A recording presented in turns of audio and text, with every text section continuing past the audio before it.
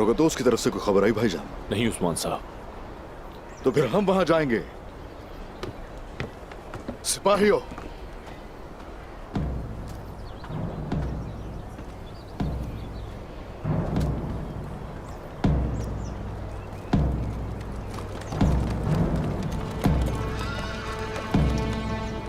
कोशिश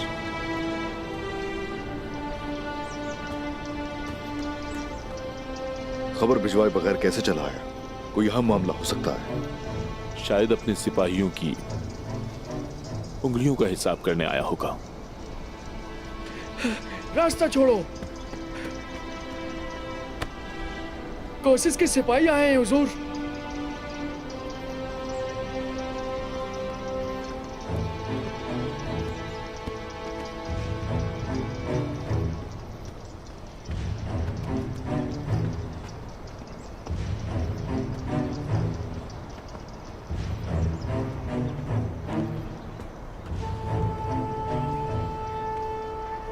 तेकफूर कोशिश कहां है? तुम्हें क्यों भेजा है उसने? सुनाई नहीं दे रहा है क्या? तुम लोग कहीं गूंगे बहरे तो नहीं हो गए?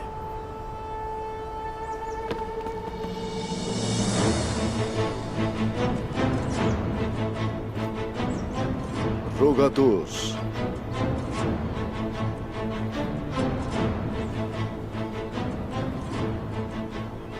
आपने बुलाया था इसलिए आ गया।